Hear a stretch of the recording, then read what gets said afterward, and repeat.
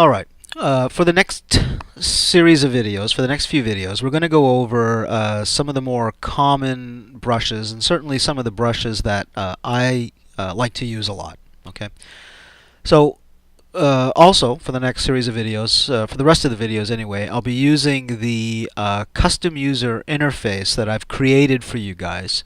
You should be able to find the video and the link amongst all of these other videos. Alright, so this is the custom user interface that I've created for you, and we'll be working with this from now on.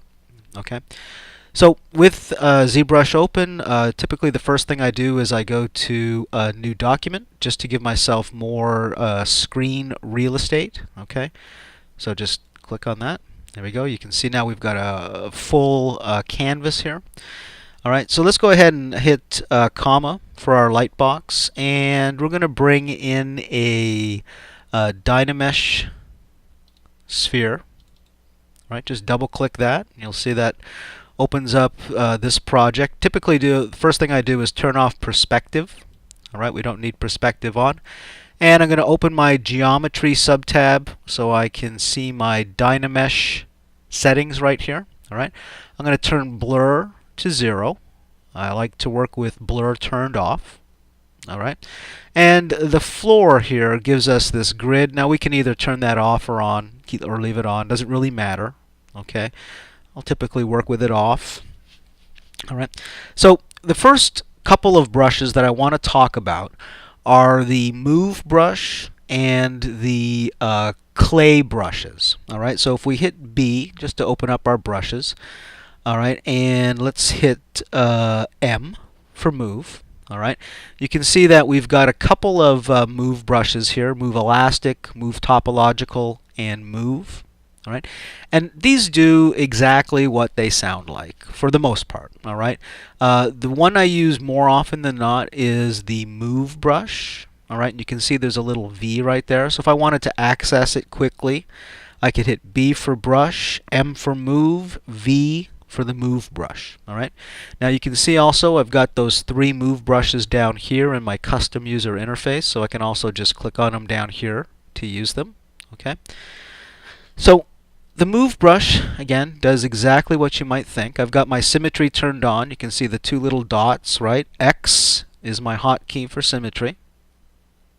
Alright, and I can move this out and just start shaping this. Now this move brush is the brush that I use almost exclusively for general shaping.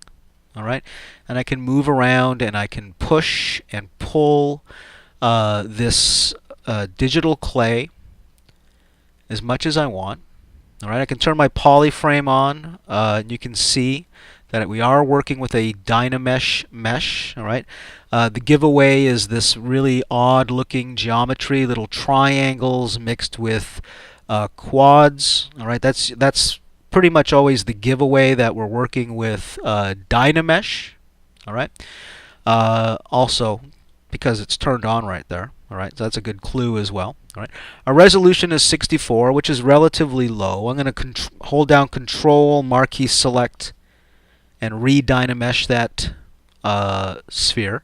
Turn off my polyframe. I prefer, and I think it's a good idea, that you get in the habit of not sculpting with polyframe turned on. Alright, so you can see I can do some general shaping with this, with the move brush. Alright, now be aware that the higher we get in our resolution, the harder it becomes to move this model without making the model look lumpy.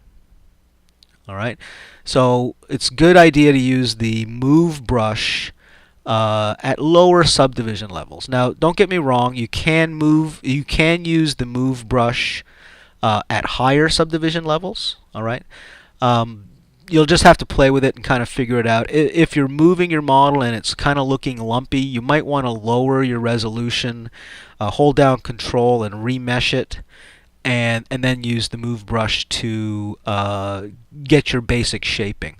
Alright, so that's just your standard move brush, and it's used a lot. Okay, I use the move brush probably more than any other brush probably, I can safely say that. All right, the move brush is used more than anything else. All right. Now we have these other move brushes down here, and they're used a little bit less often. Move topological. Now the move brush will move the geometry in sort of big swatches, I guess, big bold moves. It moves it with a nice fall off. Okay. The move topological is a little bit more specific. All right. So it will sort of pinpoint the closest geometry to it and only influence that area. So you can see it has a much smaller fall off, all right, right there by pulling that out. All right, if I change to the move brush and do that, it's a much softer fall off. All right, so the move topological will really just sort of pinpoint a smaller area. All right. Now that becomes very useful when we have a little bit more sculpting on our model, and if we just want to get in there and move the eyelids or the nose or just the lips and not the shapes around it, then we use the move topological. All right. The move elastic is used a lot less often. All right, and that has a really odd kind of pull to it. All right. Actually, it doesn't seem to like Dynamesh very much, but you can see what it's doing there. And that's just a graphics card issue. So I don't use Move Elastic very much at all. Sometimes I'll use it just to see the result that I get. But for the most part, the Move brush, just your standard Move brush, all right, is the brush that I'm going to use to get my general shaping. Okay? So let me just pull this in a bit more here. Now again, you can see that my resolution here is 64. Sometimes that might even be a little bit high to get good moving. You can also hold down your shift button and smooth it. All right, if it's looking a little bit lumpy. All right, so that's your standard move brush. All right. The next brush I want to talk about are the clay brushes. So if we hit B and then C, you'll see that we have the clay brush, the clay buildup, the clay tubes brush. All right. So these are our clay brushes, and they are very similar to the standard brush. Where's the standard brush here? Right there. All right. Now the standard brush. Let me just click on that. All right, and you can see I've got the standard brush plus all of the clay brushes right here. All right, and these are what I would consider the building up brushes. All right, for building form. All right, so let's kind of look at what they do. All right, the standard, the clay buildup, the clay, and the clay tubes. All right, so with the standard brush, if we came onto our model, you can see how that builds up form. All right, and we can smooth it out. All right, so that's the standard brush. Let me just undo that. All right. The clay buildup brush is a little bit more aggressive. All right. Again, it's good for building up form. All right. And again, we can smooth that out and then remesh it. All right. So that's a clay buildup brush. The clay brush is very similar, although but it's a lot softer. Okay, and the clay tubes brush. Now the clay tubes brush is really my favorite brush. Okay, and it works sort of a combination between the clay and the clay buildup. It builds up form quite nicely, actually quite similar to using real clay. All right, and the clay tubes brush really is a favorite amongst people who may have come from a traditional art background, a traditional sculpting background. They tend to lean towards the clay tubes brush. All right, and if I were to open the brush, let me just move this over and dock the brush palette over. Let me see here. Or actually, let me change this. I will do this. I'm going to go up here and change to the default menu here. I do want to show you one thing that's kind of important. Where's the default? Here we go. All right. So with the clay tubes brush, all right, you can see what's going on here is there's an alpha applied to that brush, a square alpha. All right, and this is why we get that sort of square-looking clay as we lay it down. All right, the clay brush, if we just go to the clay brush, does not have an alpha. All right, so it just lays it down kind of soft. All right, and the clay brush is excellent for filling in sort of gaps between areas like this, like right in here.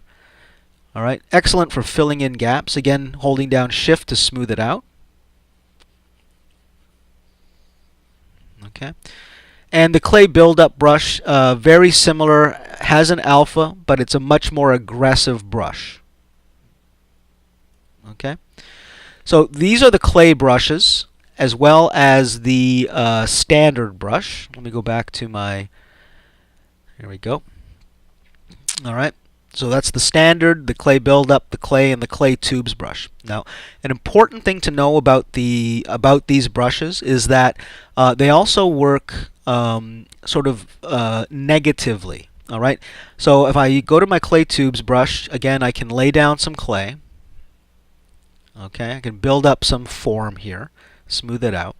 But if I hold down Alt, I can dig away an area. Okay, so just by holding it down Alt, it becomes subtractive. So I can dig away forms. All right, I can just holding down Alt, digging away forms, and this is true with any of these brushes. If I went to the clay build-up brush, held down Alt, all right, again, it's slightly more aggressive than the clay tubes brush. I can smooth that out. Okay, so the clay brushes are used for not only building up shape and form, but also taking away. All right, being subtractive. So the move brush, okay, again right down here, the move brush. Oops, sorry, got the wrong interface here. BMV. All right, it gives me my move brush. Holding down the space bar allows me to change my draw size. All right, and I can move this in, move this up. All right, so the move brush will allow you to get shapes quite quickly. All right, you can be relatively bold with it. All right, so it's great for concepting and just trying to find the right proportions and shapes. All right, if I go to my clay tubes brush again, I can hold down Alt and dig some of this away in here, build some of this up. Okay, so these are the two main brushes that I use, for almost everything: building up shape, taking away shape, again holding down Alt and taking away shape, and then using the move brush to move pieces into, oops, let me undo that. All right, to move things around.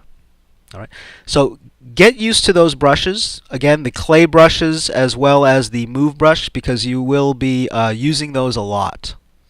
All right, thank you.